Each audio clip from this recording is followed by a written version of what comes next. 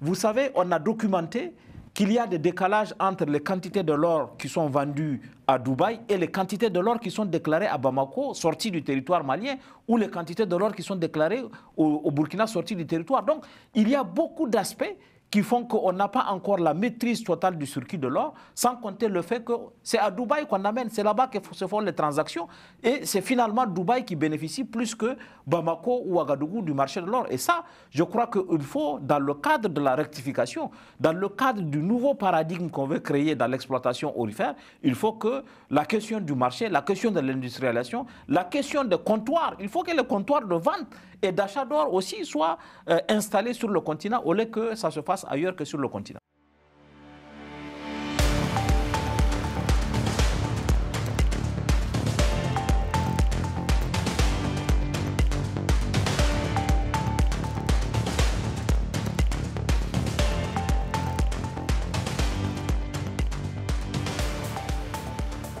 Bienvenue dans Multipolaire sur Global Africa Télé Sud. Ravi de vous retrouver tous, de retrouver également mes invités, le docteur Yves Ekwe Amizo, économiste, fondateur de l'excellent think tank afrocentricity.info, que je vous invite à consulter sans modération. Sedi Kaba, journaliste et écrivain nigérien, est également avec nous. Messieurs, merci infiniment d'avoir accepté notre invitation.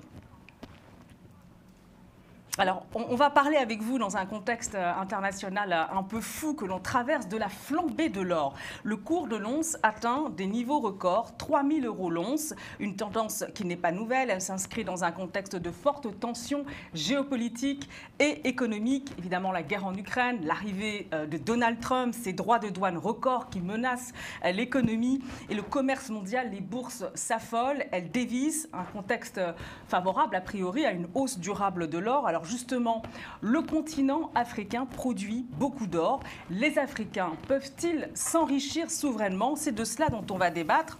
Docteur Yves Ekwe Amizo, est-ce que le contexte que j'ai décrit en introduction pousse encore à considérer l'or comme une valeur refuge? Comment vous analysez aussi cette flambée des prix de l'or et surtout, à votre avis, est-ce que cette augmentation va perdurer? Oula, vous posez beaucoup de questions. Bonjour les débatteurs et au public. Bien sûr, il faut rappeler deux choses très simples pour répondre à votre question. Je me suis amusé à aller chercher le prix de l'or en 2005, c'est-à-dire il y a pratiquement 20 ans. On était à 10 500 € le kilo. Et on est passé très vite à 90 700 le kilo, en euros, bien sûr, aujourd'hui, le 8 avril. Donc, vous voyez bien que quand vous parlez de monnaie de refuge, par définition, oui, si les Africains, le gouvernement africain, les gouvernements africains avaient mis le même or de côté, en 20 ans, c'est multiplié par 9. Et vous pouvez démultiplier par l'effet de levier en obtenant des crédits sur le marché international. Donc, le problème n'est pas l'or en soi, c'est ce qu'on en fait et la gestion qu'on en fait.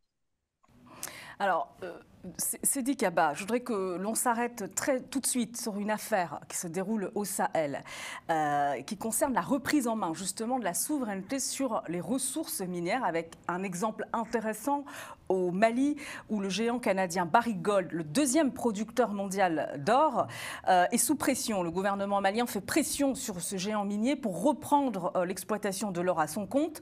Est-ce que justement cette flambée du métal jaune, les super taxes aussi de Donald Trump, les pressions de Donald Trump jouent en faveur du gouvernement malien dans ce bras de fer?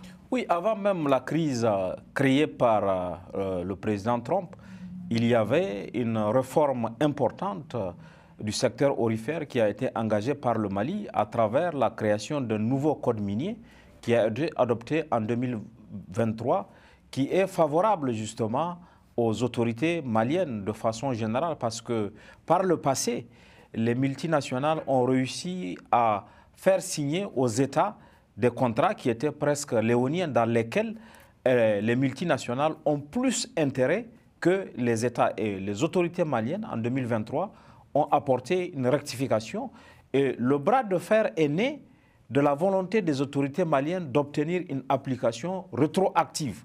Barrick Gold, sans doute un peu porté par sa puissance, l'ivresse de sa puissance, avait voulu faire de la résistance, et les autorités maliennes ont engagé ce bras de fer, visiblement pour obtenir justement que Barrick Gold se conforme. Je donne simplement un exemple. Dans certaines mines que Barrick Gold détient au Mali, 80% est détenu par la multinationale et 20% seulement pour l'État malien. Et ça illustre un peu sur le continent les conditions dans lesquelles des contrats ont été signés et aujourd'hui aussi l'absence de valeur ajoutée véritable dans l'exploitation minière. On aura sans doute l'occasion de revenir sur quelle retombée cette flambée de prix peut avoir. Mais en tout cas, le cas de Barrick Gold au Mali illustre la volonté des autorités de l'AES de façon générale de construire un nouveau rapport de force avec les sociétés minières qui par le passé se sont comportées comme des États dans l'État, comme se sont comportés en tout cas de façon un peu défavorable à la fiscalité, de façon un peu défavorable à l'économie des pays où elle se trouve. Docteur Yves Amezo, votre avis sur cette affaire, est-ce que justement le contexte actuel joue en faveur du gouvernement malien ? Oui, je confirme d'abord ce qui vient d'être dit. Et ça, je félicite l'information et je vais vous apporter une autre information. C'est que, au fond, le Mali a eu raison depuis 2 ans de bloquer ce dossier. Pourquoi? Parce que le 21 février 2025, après 2 ans de tension, donc, Barrick Gold a finalement accepté de payer une partie de ses arriérés. Et oui, je crois savoir qu'on est autour de 438 millions de dollars pour le gouvernement malien. On n'a pas les éléments de détail, mais en tout cas, le fait d'avoir fait blocage a servi à quelque chose. Ce n'est pas terminé. Deuxième chose, le Mali avait en fait mis en prison un certain nombre d'employés et les obligeant à restituer. Donc, ce que mon interlocuteur a dit tout à l'heure est un autre dossier beaucoup plus important. La richesse d'un pays ne peut plus se mesurer à la richesse d'une entreprise multinationale, Barrick Gold par exemple. Autrement dit, une structure privée, multinationale, vient exploiter l'or d'un autre pays, le Mali, et lui donne des instructions et prend, on m'a dit 80%, il y a des cas où c'est 90%. C'est inacceptable. C'est inacceptable pour des pays qui ont des objectifs de souveraineté. La négociation pour rétablir cela a mal tourné parce qu'il y avait de l'arrogance et surtout cette façon toujours la même des multinationales de se croire supérieures. Or, ils dépendent de la matière première africaine dans la plupart des cas. Donc, ces gouvernements, le Mali en espèce, a choisi la méthode forte et apparemment est en train d'aller plutôt vers cela. Alors, pour revenir au prix de l'or, ça va profiter aux deux, puisque si le conflit a plutôt tendance à diminuer, chacun va en tirer parti. Et encore une fois, revenons en arrière. Je vous ai donné les prix tout à l'heure. Si c'était le gouvernement malien qui avait les 80-90% il y a 20 ans, imaginez tout ce qui aurait pu être fait au Mali, donc tout ce qui permet le développement de la santé en passant par les routes, etc. Alors c'est vrai que ça rappelle un peu l'affaire aussi Orano, où le gouvernement malien a commencé à faire pression sur l'ex-Areva. Quels sont les objectifs, à votre avis, Seydi Kaba, de la transition du Mali dans cette affaire? Se débarrasser, remplacer Barrick Gold, qui exploite la plus grande mine du pays, il faut le rappeler, la mine Loulo-Gounkoto. Oui, il y a 90% de l'exploitation aurifère industrielle au Mali est assurée par des sociétés canadiennes. On a parlé de Barrick Gold, il y a d'autres sociétés aussi. Je ne pense pas que le projet malien soit d'évincer Barrick Gold, mais c'est de créer un rapport de force où chacun tire son épingle du jeu. Un rapport donnant-donnant. Vous avez parlé du cas de Orano au Niger, c'était la même chose. Orano on a créé en 1968 la société de mines de l'Aïr, la Somaïr, dans laquelle le CEA, qui est devenu l'ancêtre de Orano avait 64% et le Niger seulement 36%.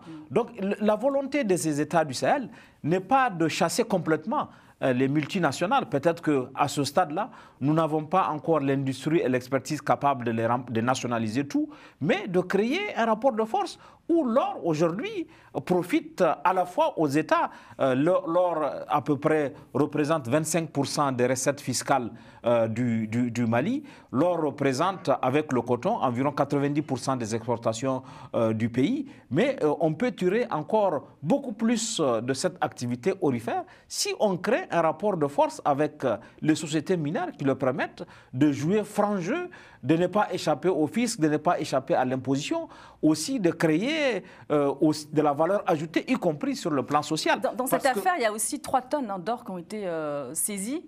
Où est passé cet or? Il est stocké, cet or? Oui, l'or est encore stocké, il est encore entre les mains des autorités maliennes, parce que dans le nouveau code minier, il est dit que l'État peut aussi être payé en nature, c'est-à-dire qu'on peut, à la place des recettes, à la place du numéraire, à la place de l'argent qu'on donne, on peut aussi payer l'État. Je crois qu'il y a une évolution. De façon générale, avec la création de la SOREM, la Société des recherches et d'exploitation minérale au Mali, ou la SOPAMIN, la Société du patrimoine minier au Niger, il y a une volonté de ces États de s'approprier les circuits. Parce que jusqu'ici, les multinationales sortent de l'or, c'est elles qui revendent, c'est elles qui déclarent les quantités. Il y a beaucoup d'angles morts vraiment dans les activités aurifères et industrielles. Justement, dans cette zone au Sahel, au niveau de l'Alliance des États du Sahel, on constate tous les efforts, en tout cas les discours dans le but justement de prioriser la souveraineté sur les ressources minières. C'est très bien de diversifier les partenariats, de dire bye-bye aux anciens partenaires, d'accueillir de nouveaux partenaires. Mais si l'objectif véritablement, Dr Iweco-Amezo, c'est de prioriser la souveraineté, le panafricanisme, dans ce cas, pourquoi aller vers de nouveaux partenaires extérieurs tels que la Russie, la Chine, alors qu'il existe sur le continent africain une industrie aurifère?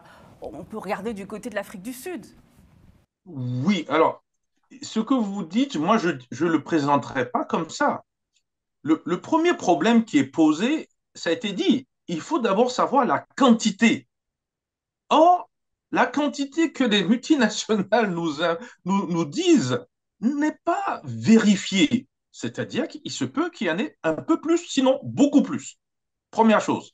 Donc, les sociétés qui ont été citées tout à l'heure dans les pays sont chargées de cela pour essayer d'avoir la réalité des faits. Deuxièmement, on n'a plus envie d'avoir du numéraire, de l'argent. On veut avoir l'or lui-même, parce que ça peut devenir un stock au niveau des banques centrales, etc., et devenir une base pour créer une monnaie un peu plus tard. Maintenant, sur votre question de chercher des alternatives, on ne va pas chercher une alternative pour une alternative. On cherche quelqu'un qui permet d'avoir un partage équitable. Si on peut le trouver sur le continent, tant mieux. Je vous rappelle quelque chose de très important. Le Ghana est le numéro 1 dans la production de l'or, le Mali est juste derrière, et il y en a beaucoup d'autres de pays, en sachant que le tonnage pour le Ghana autour de 135 tonnes par an, le Mali 105 tonnes, etc. Ils sont au moins une dizaine. On peut citer le Burkina, le Soudan, Guinée, la Tanzanie, Côte d'Ivoire, etc. Et le Zimbabwe, bien sûr, et le Congo, RDC. Mais qu'est-ce qui se passe? D'abord, comment se fait-il que tous ces pays ne travaillent pas ensemble? On aurait bien aimé entendre une sorte de l'OPEP de l'or africain. Et à partir de là, d'avoir des structures qui permettent de mesurer cette quantité dont je viens de parler et d'aller vers l'objectif de l'Union africaine qui est d'avoir une banque centrale africaine. Imaginez le tonnage dont je viens de vous parler, ne serait-ce que la moitié. Vous vous rendez compte le nombre de capacités que vous avez d'aller sur le marché international pour obtenir des crédits et faire votre activité de développement dans vos pays. Alors justement, sur cette question-là, c'est très intéressant ce que vous dites, Dr Iweco-Amezo, c'est très intéressant. Seydi Kaba, c'est vrai que l'Afrique est un contributeur important de la production d'or mondiale, c'est 25% de la production mondiale du métal précieux. Dr Iweco-Amezo a cité les nombreux pays qui en produisent. Pourquoi les Africains ne profitent pas de cet or finalement? Oui, justement parce que d'abord, dans l'exploitation, il y a justement les aspects déséquilibrés que nous avons évoqués entre les multinationales et les États, et le fait qu'il n'y ait pas une industrie de l'or sur le continent africain. L'or africain est exporté. Le docteur Iweco-Amezo a raison de dire que si, par exemple, au lieu que tout ce or-là soit amené par avion à Dubaï, si on créait un marché de l'or africain, on tirerait le meilleur parti de la création de ce marché de l'or africain. Aujourd'hui, l'or est exporté dans des avions, on amène à Dubaï avec tous les risques de fraude. Vous savez, on a documenté qu'il y a des décalages entre les quantités de l'or qui sont vendues à Dubaï et les quantités de l'or qui sont déclarées à Bamako, sorties du territoire malien, ou les quantités de l'or qui sont déclarées au Burkina, sorties du territoire. Donc, il y a beaucoup d'aspects qui font qu'on n'a pas encore la maîtrise totale du circuit de l'or, sans compter le fait que c'est à Dubaï qu'on amène, c'est là-bas que se font les transactions, et c'est finalement Dubaï qui bénéficie plus que Bamako ou Ouagadougou du marché de l'or. Et ça, je crois qu'il faut, dans le cadre de la rectification, dans le cadre du nouveau paradigme qu'on veut créer dans l'exploitation aurifère, il faut que la question du marché, la question de l'industrialisation, la question des comptoirs, il faut que les comptoirs de vente et d'achat d'or aussi soient installés sur le continent, au lieu que ça se fasse passe ailleurs que sur le continent. Alors c'est vrai qu'a priori, la hausse de l'or donne l'opportunité d'augmenter les réserves d'or. Le continent africain se positionne donc comme un grand producteur d'or mondial, on l'a dit, mais les réserves des banques centrales africaines sont faibles. Hein. C'est 3% des réserves d'or des banques centrales au niveau mondial. On regardait justement ce classement africain avec l'Algérie en tête avec 174 tonnes, suivi de la Libye, l'Égypte, l'Afrique du Sud, le Ghana et le Maroc. On est quand même très loin des 2000 tonnes de la France, de la Russie, de la Chine et bien sûr des 8000 tonnes des États-Unis en tête au niveau des réserves d'or mondiales. Comment vous l'expliquez, docteur Ivaï Kouamezo? Est-ce que c'est lié justement aux problématiques de stockage, de sécurité? Non, non, non. Le stockage, vous savez, vous payez une société et vous avez du gardiennage. Écoutez, je vais être un peu méchant, mais il faut revenir un tout petit peu en arrière sur ce que j'appelle, moi, l'éducation économique. C'est-à-dire qu'en fait, les gouvernements successifs africains, depuis au moins une quarantaine, cinquantaine d'années, n'ont pas eu peut-être les bons conseils économiques. Ils ont cru que le court terme, c'est-à-dire vendre cet or et obtenir de l'argent frais, était plus intéressant, et ils le faisaient dans le cadre de contrats qui étaient des contrats dans lesquels ils étaient perdants à 95%, pour ne pas dire 100%. Donc, à partir de là, vous avez tout un effet qui va jusqu'à la création de leur propre monnaie. Premier élément, donc, il faut remettre des gens qui connaissent le sujet et qui expliquent que cet or ne doit pas quitter l'Afrique. Il faut une bourse de l'or au niveau africain et le mettre en fait à la demande. Écoutez, si c'est Dubaï qui doit décider et que vous avez une bourse d'or au moins dans les 3 pays de l'AES et peut-être plus largement un certain nombre de pays africains qui ont de l'or, mais écoutez, si vous ne voulez pas le prendre au prix que suggère le groupe qui gère cet or-là, mais vous n'avez pas d'or. Du coup, le prix de l'or va augmenter. Et ça va bénéficier à qui? À celui qui met cet or à disposition. Or, c'est exactement le contrat qu'on fait, sans compter ce que vous avez dit, les vols, une partie qui disparaît, etc. Et on le fait faire par des sociétés étrangères. Première chose. Deuxième chose, tout le système de la transformation dont tu as parlé, il faut transformer. Écoutez, il y a beaucoup de choses qu'on fait avec l'or. Hein. Si vous passez justement dans l'artisanat de l'or, vous démultipliez les prix. Et troisième élément important, le plus important, c'est qu'il faut créer cette monnaie africaine, au moins par quelques pays qui sont les plus intéressés par la souveraineté. Ça passe encore par des réserves. Alors, vous me parlez du gardiennage, mais bien sûr qu'on va trouver quelqu'un pour garder l'or. Ce n'est pas le plus grave d'ailleurs. Dans une petite parenthèse, en parlant de garder de l'or dans les banques centrales, est-ce que vous savez que depuis 1971, les Américains ont dit officiellement, c'est Nixon, qu'il n'est pas question qu'ils vous remboursent quoi que ce soit en or si vous leur ramenez du dollar. Donc aujourd'hui, il peut vous ramener rien du tout, justement. Et c'est tellement grave que le président de la Banque centrale allemande commence à se poser des questions compte tenu de ce que fait M. Trump ces derniers temps pour savoir si l'or que eux, Allemands, ont mis auprès de la Federal Reserve américaine, qui est la Banque centrale américaine, qui est une banque publique-privée, il faut le savoir, est-ce que cette réserve d'or physique est encore même là? Il n'est pas impossible que ce soit peut-être des lingots en chocolat, pour ne pas dire de lingots du vent. Donc la question est de savoir pourquoi nous, les Africains, pendant un certain nombre d'années, cet or, on ne l'a pas conservé, on l'a donné à l'extérieur, donc il y a eu des réserves ailleurs, et pas chez nous.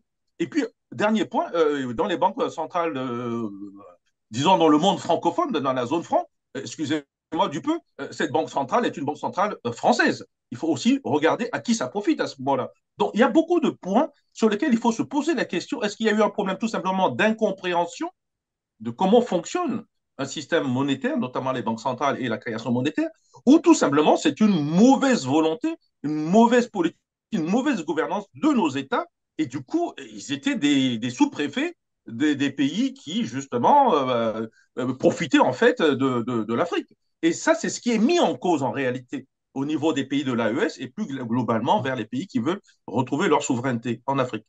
Alors c'est vrai que vous parliez de la monnaie, on voit bien quand même les opportunités liées à cette hausse de l'or, puisque de nombreux pays africains sont confrontés, quasiment tous, à la problématique de la dette, du financement, la stabilité des monnaies aussi. Globalement, c'est une opportunité en termes de croissance quand même, cette hausse de l'or pour les pays africains. Absolument. Encore faut-il planifier, encore faut-il avoir une vision. Il faut s'organiser, à mon avis, pour tirer le meilleur profit de cette hausse. Et il ne faut pas répéter les erreurs du passé. Et il faut rééquilibrer les relations avec les multinationales et puis voir comment... parce que l'or, quelqu'un qui a de l'or, il peut donner son or en garantie pour emprunter, par exemple. Donc, il y a des possibilités aujourd'hui de financement avec l'or qu'on a, avec l'or qu'on peut accumuler. Il a été rappelé, et il faut qu'on évite les erreurs de nos choix économiques. Par le passé, dès qu'on a eu des quantités d'or, on l'a vendu pour avoir du cash rapidement. Et ce cash n'a pas été investi dans les différents secteurs. Il a été investi dans le fonctionnement, la rénovation des résidences des chefs d'État, l'augmentation des salaires des fonctionnaires, etc. On n'a pas fait d'investissement structurant. Aujourd'hui, il faut éviter de répéter ces erreurs de choix économiques et il faut profiter de cette hausse de l'or, justement, pour avoir des capacités de financement, des capacités d'endettement utiles, d'endettement intelligent. Par le passé, on a été obligé de se soumettre aux conditionnalités posées par les institutions financières internationales. Aujourd'hui, il y a une opportunité d'avoir un nouveau paradigme, d'avoir de nouveaux choix économiques. Et je pense qu'il faut qu'on prenne garde à ne pas laisser passer cette opportunité créée par la hausse de l'or, et alors que nous pouvons même, pourquoi pas, je pense qu'il y a encore des capacités d'augmentation de la production dans les pays. Et on n'a pas réussi. Et beaucoup de pays africains aujourd'hui peuvent multiplier par 2, peut-être par 3 leur quantité. Est-ce que vous pensez que cette perception, Dr Iveco Amiezo, elle est liée justement à la domination du dollar? Dans la perception, peut-être des populations, le billet vert est plus fort que l'or, l'or qui paraît un peu irréel, abstrait finalement, presque inaccessible.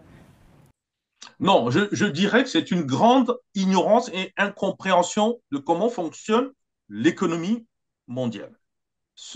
Et c'est une mystification. Si ce n'était pas une mystification, les pays du BRICS plus élargi ne seraient pas en train d'abord d'exiger qu'on les paye dans leur monnaie nationale, monnaie locale, et qu'en plus s'éloigner de ce dollar, parce que derrière le dollar, vous avez des bons du trésor, et surtout, vous avez cette capacité de nuisance qui dit « je ne vous paye pas ». Écoutez, on a quand même bloqué l'argent de la Russie. On a bloqué l'argent de l'Iran. Pourquoi pas demain l'argent de tel ou tel pays? D'ailleurs, entre parenthèses, c'est ce qui se fait. C'est ce quand on dit qu'il y a des conditionnalités du FMI, au fond, c'est de cela qu'il s'agit. Pourquoi le gouvernement sénégalais a plein de problèmes aujourd'hui, alors que bien avant, politique libérale des précédents, il n'y a pas eu de problème? Parce qu'on veut lui exiger de faire un certain nombre de choses qu'il ne veut pas, du coup on bloque. Alors, cette sanction qui est là, il faudrait pouvoir l'éliminer, en tout cas le contourner.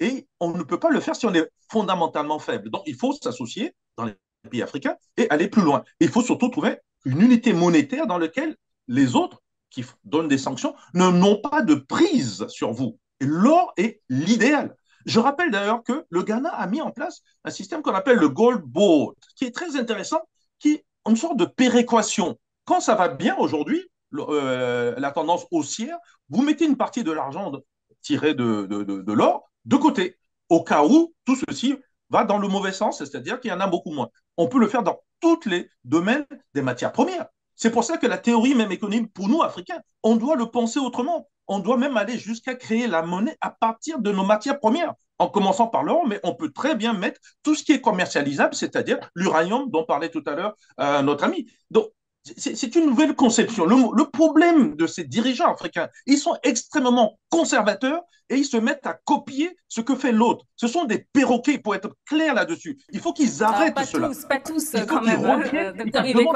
Non, je voudrais qu'on évoque justement l'exemple du Zimbabwe avec cette nouvelle monnaie, le ZiG. C'est une monnaie qui est adossée à l'or. On est là dans la tendance justement à cette dédollarisation qui est accentuée aussi par cette hausse de l'or. On voit qu'il y a quand même cette idée qui fait son chemin sur le continent. D'ailleurs, dans le sud global, c'est l'idée qu'on peut se passer du billet vert, du dollar, et sortir de cette dépendance, justement, qui entraîne souvent une explosion des dettes publiques, des dépréciations monétaires aussi vertigineuses sur le continent. On voit le Naira, le Cedi. Oui, et la solution au Zimbabwe, c'est le ZiG, finalement, adossé à l'or. Dans ce contexte de flambée de l'once, est-ce qu'on peut imaginer véritablement se passer du dollar? Absolument. Donc, il faut qu'on y travaille. Il y a aujourd'hui une brèche qui s'est ouverte. Vous savez, les Américains, cette posture, le fait qu'on utilise le dollar, fait qu'aujourd'hui, si vous faites une transaction, les Américains prennent des sanctions contre l'Iran. Si vous faites une transaction avec l'Iran, vous êtes sanctionné. Parce que la monnaie de transaction entre vous et l'Iran, c'est le dollar. Donc, si on sort de cette possibilité de travailler en dehors du dollar et On voit qu'il y a la possibilité, avec la crise entre l'Ukraine et la Russie, où on a été amené à faire des paiements, non pas en dollars, mais en d'autres monnaies. Avec aujourd'hui la flambée de l'or, il faut avancer vers des stratégies de contournement. Pendant longtemps, on a commis l'erreur, par exemple, dans des pays comme le Zimbabwe, même la RDC, en pensant que l'économie ne peut se faire qu'avec du dollar. Aujourd'hui, ce paradigme, ce concept est complètement dépassé et il faut travailler justement à faire des transactions internationales avec d'autres monnaies que le dollar. Et là, les opportunités se créent. Et à mon avis, il faut que les pays africains s'engouffrent dans cette brèche pour pouvoir travailler autrement qu'avec le dollar comme monnaie d'échange. C'est un chemin long, docteur Iveco Amezo, parce que le cas du Zimbabwe, il est intéressant. La transition a été très difficile là-bas pour justement les citoyens zimbabwéens. Une monnaie doit être adossée à quelque chose de stable. Donc, l'or est l'idéal. L'ensemble du système économique mondial était basé dessus. Je vous dis, c'est les Américains qui, en 71, ont stoppé le système. Ils ne veulent pas payer, ils sont endettés jusqu'au cou, ils ne veulent pas payer. C'est eux la mauvaise gouvernance. C'est pas, en fait, au niveau africain. Deuxième chose, vous avez dit dédollarisation. Moi, je vais corriger ce terme.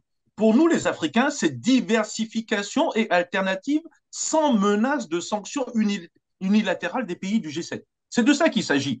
Il ne s'agit pas de quitter le dollar en tant que tel. Si vous êtes adossé à de l'or, mais que ce soit le dollar ou n'importe quelle devise du monde, vous avez votre base qui est chez vous et vous pouvez le convertir. Et d'ailleurs, on peut même quitter tous ces éléments pour passer vers des crypto-monnaies, etc., ou des crypto-actifs. Maintenant, il y a un deuxième problème qu'on n'a pas soulevé, que je voulais absolument qu'on partage avec les gens qui nous écoutent. Il faut le circuit où passe votre argent. Et c'est ce qu'a dit Seydi Kaba est très important. Le circuit est un circuit SWIFT, c'est-à-dire que vous passez par des secteurs, c'est un secteur privé qui gère le SWIFT. Et vous passez par des gens privés, contrôlés par le système américain derrière, et qui vous dit, je peux transférer ou pas votre argent. S'ils décident non, ben, écoutez, il n'y a rien qui se passe. C'est un peu pareil pour la BCAE avec la France. Si elle veut convertir en euros ou pas votre franc CFA, elle ne le fait pas, ben, vous ne passez pas. Il faut contourner cela. On ne dit pas qu'on est contre, il faut contourner. Si vous en avez besoin et qu'on ne va pas vous mettre les sanctions, vous travaillez avec, si vous ne perdez pas l'argent dans les taux de change. Mais si vous le perdez, vous allez ailleurs. Qui a décidé qu'il ne veut plus entendre parler de ce système? Justement, c'est les BRICS. Vous avez cité le franc CFA, on voit que la réforme, elle piétine, hein. On l'attend cette réforme du franc CFA, une monnaie adossée à l'or. Est-ce que c'est une solution au niveau de la zone justement UEMOA? Vous me posez la question à moi? Oui, pour l'instant on parle d'une monnaie commune, pour terminer. Oui, ben, écoutez, c'est une thèse que nous avons depuis très longtemps, qu'on a même expliqué à l'Union africaine. Il y a eu les économistes de l'Union africaine qui ont fait 4 ou 5 volumes là-dessus, et malheureusement, nos dirigeants, mais ils sont à côté. Et quand vous dites qu'il y a une solution, il n'y a pas de solution. Hein. Il y a des gens qui veulent changer le nom du franc CFA. Ce n'est pas la même chose. Pour le moment, c'est adossé à rien du tout. C'est adossé à ce que veut bien faire le Trésor français, donc la France, de cette monnaie. Si demain, ils veulent dévaluer, ils vont dévaluer. Attention, hein. Alors que si c'est adossé à l'or, il faut qu'on discute, parce que l'or m'appartient. C'est très important ce que je dis. Deuxièmement, il y a la convertibilité. Quand vous venez ici en Autriche, ou vous allez à côté en Slovaquie, et vous mettez votre franc CFA, on ne connaît pas, on ne sait même pas si ça existe. Attention, on ne connaît que l'euro. Et nous sommes là dedans, et nous nageons avec cette monnaie. Oui, non, il faut absolument, il faut évoluer déjà en attendant même d'avoir une nouvelle monnaie, l'éco, qui serait adossée à l'or par exemple. Il faut déjà avoir un panier de devises de convertibilité. Au lieu que l'euro soit, le franc CFA soit uniquement adossé à l'euro et que ça nous pénalise puisque l'euro est trop élevé pour les exportations, il faut aller vers un panier de devises, que ce soit l'euro et d'autres devises. Je pense que c'est déjà un progrès. Et puis, à mon avis, il faut être convaincu que ce changement-là ne se fera pas avec la volonté de ceux qui profitent aujourd'hui. Il faut imposer ce changement. Il ne se fera pas, les gens ne vont pas dire allez-y changer. Non, ils ne voudront pas parce que ce changement va se faire à leur détriment. Il faut créer le rapport de force pour que ce changement intervienne. Merci beaucoup à vous, Seydi Kaba. Je rappelle que vous êtes écrivain, journaliste. Et merci à vous, docteur Iveco Amezo. Je renvoie évidemment à votre think tank Afrocentricity pour y retrouver toutes ces informations d'ailleurs que vous évoquez, des informations que vous détaillez très bien sur votre site. Merci à vous de nous avoir suivis. Merci à toutes les équipes de Global Africa Télé Sud, à Romain Clicquot-Demingue pour la réalisation de cette émission. Vous pouvez retrouver Multipolaire sur nos réseaux sociaux, TikTok, YouTube, Facebook. À la semaine prochaine pour un nouveau numéro de Multipolaire.